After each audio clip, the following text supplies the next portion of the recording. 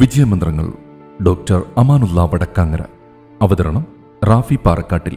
നിങ്ങളിലേക്ക് എത്തിക്കുന്നത് media plus Doha, Qatar. അധ്യായം 405. ഹരേകല ഹജ്ജബ്ബ എന്ന ഓറഞ്ച് വിൽപ്പനക്കാരൻ പകർന്നു നൽകുന്ന പാഠങ്ങൾ. അറിവാണ് ഏറ്റവും വലിയ ശക്തി. ആ ശക്തി ആർജിച്ച് മാത്രമേ വ്യക്തികൾക്കും കുടുംബങ്ങൾക്കും സമൂഹങ്ങൾക്കും രാഷ്ട്രങ്ങൾക്കുമൊക്കെ വളരാനും വികസിക്കാനും കഴിയൂ. സ്വന്തം ജീവിതത്തിൽ നിന്നും തിരിച്ചറിഞ്ഞ ഈ പാഠങ്ങളാണ് തെരുവിൽ ഓറഞ്ച് വിറ്റ് നടന്ന ഒരു വൃദ്ധനെ പരമോന്നത സിവിലിയൻ ബഹുമതിയിൽപ്പെട്ട പത്മശ്രീ അടക്കമുള്ള ഒട്ടേറെ ആദരവും അംഗീകാരങ്ങളും നേടാൻ അർഹനാക്കിയത്. ആ അസാധാരണമായ ജീവിതകഥ ഏവർക്കും പ്രചോദനമാണെന്നതിനാൽ ഇവിടെ സംഗ്രഹിക്കാം. ഹരേകല ഹജ്ജബ്ബ, അതാണ് അദ്ദേഹത്തിന്റെ പേര്. വയസ്സ് 64. വാർദ്ധക്യത്തിന്റെ അവശതകളിലും മംഗളൂരു നഗരത്തിന്റെ തെരുവിൽ ഓറഞ്ച് വിൽപ്പന നടത്തുന്നു. സ്കൂളിന്റെ പടി പോലും ചവിട്ടിയിട്ടില്ലാത്തതുകൊണ്ട് അക്ഷരാഭ്യാസം തീരെയില്ല. എഴുത്തും വായനയും അന്യം. 2020 റിപ്പബ്ലിക് ദിനത്തിൽ രാഷ്ട്രപതിയിൽ നിന്നും ഏറ്റവും നല്ല വിദ്യാഭ്യാസ പ്രവർത്തകനുള്ള പത്മ പുരസ്കാരം ഹജ്ജബ്ബ ഏറ്റുവാങ്ങി. 2012 കർണാടക ഗവൺമെന്റിന്റെ രാജ്യോത്സവ് പ്രശസ്തി പുരസ്കാരവും അദ്ദേഹത്തെ തേടിയെത്തിയിരുന്നു. ആ ജീവിതകഥ തുടങ്ങുന്നത് 1970കളിലാണ്. അക്കാലത്താണ് ഹജ്ജബ്ബ ഓറഞ്ച് കച്ചവടം തുടങ്ങുന്നത്. സ്കൂൾ വിദ്യാഭ്യാസമില്ലെങ്കിലും കന്നഡയും തുളുവും ബ്യാരിയുമെല്ലാം നന്നായി സംസാരിക്കുന്ന ഹജ്ജബ്ബയ്ക്ക് പക്ഷേ ഇംഗ്ലീഷ് ഒട്ടും അറിയില്ലായിരുന്നു. വിദേശികളുമായുള്ള കച്ചവടത്തിന് അത് വലിയ തടസ്സം സൃഷ്ടിച്ചുകൊണ്ടിരുന്നു.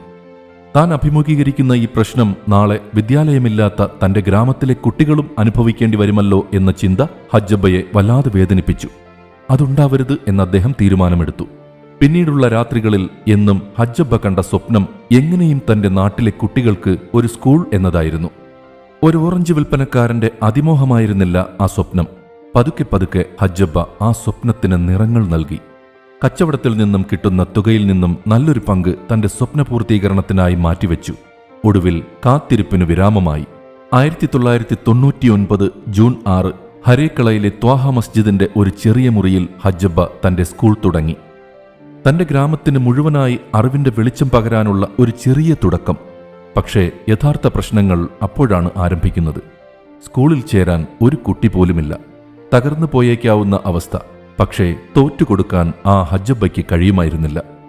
വീടാന്തരം കയറിയിറങ്ങിയ അയാൾ ഒരുവിധം 28 കുട്ടികളെ തന്റെ സ്കൂളിലെത്തിച്ചു.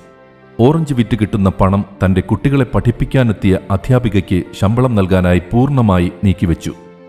കുടുംബത്തിൽ അർദ്ധദാരിദ്ര്യം ഉടലെടുത്തു തുടങ്ങി. സ്കൂളിന്റെ അംഗീകാരം പോലുള്ള കടമ്പകൾ പിന്നെയും ബാക്കിയായി.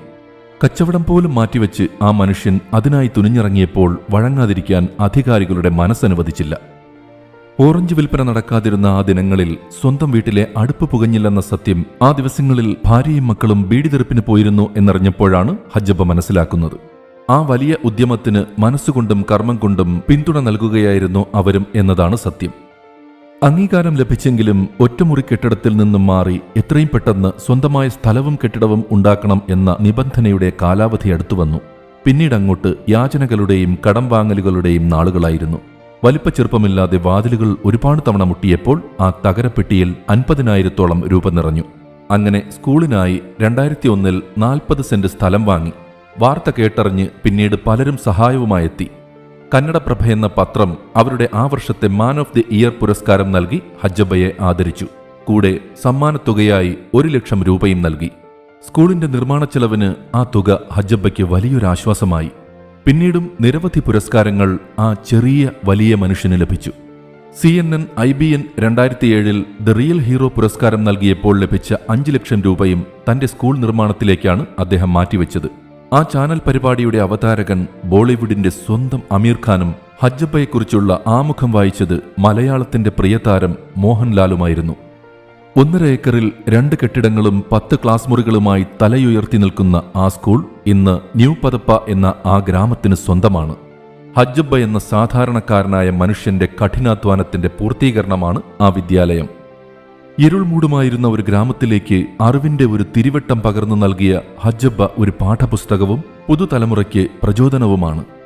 പൂമ്പാറ്റകളുടെ പിന്നാലെയോടി അവയെ പിടിക്കാനായെന്ന് വരില്ല. എന്നാൽ ഒരു പൂന്തോട്ടം വളർത്തിയാൽ അവയൊക്കെ ഇങ്ങോട്ട് തേടി വരും. മനുഷ്യന് ഒട്ടേറെ പാഠങ്ങളും സന്ദേശങ്ങളുമുള്ള ഒരു വാചകമാണിത്.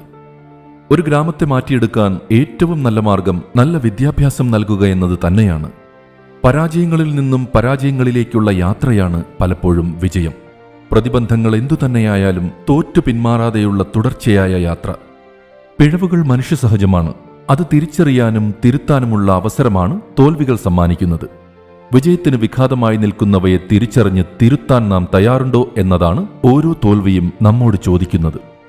അചഞ്ചലമായ ആത്മവിശ്വാസവും തീവ്രമായ സ്വപ്നവും കൈമുതലാക്കിയാൽ ഏതു വലിയ ലക്ഷ്യവും സാക്ഷാത്കരിക്കാനാകുമെന്നാണ് ഹരേകല ഹജ്ജബ്ബ എന്ന ഓറഞ്ച് വിൽപ്പനക്കാരന്റെ ജീവിതം അടയാളപ്പെടുത്തുന്നത്.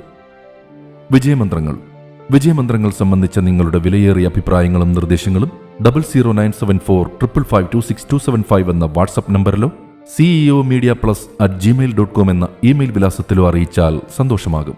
ഏവർക്കും ശാന്തിയും സമാധാനവും വിജയാശംസകളും നേർന്നുകൊണ്ട് ഞാൻ റാഫി പാറക്കാട്ടിൽ താൽക്കാലികമായി വിടവാങ്ങുന്നു. പുതിയൊരു എപ്പിസോഡുമായി അടുത്ത ദിവസം കേട്ടുമുട്ടാം.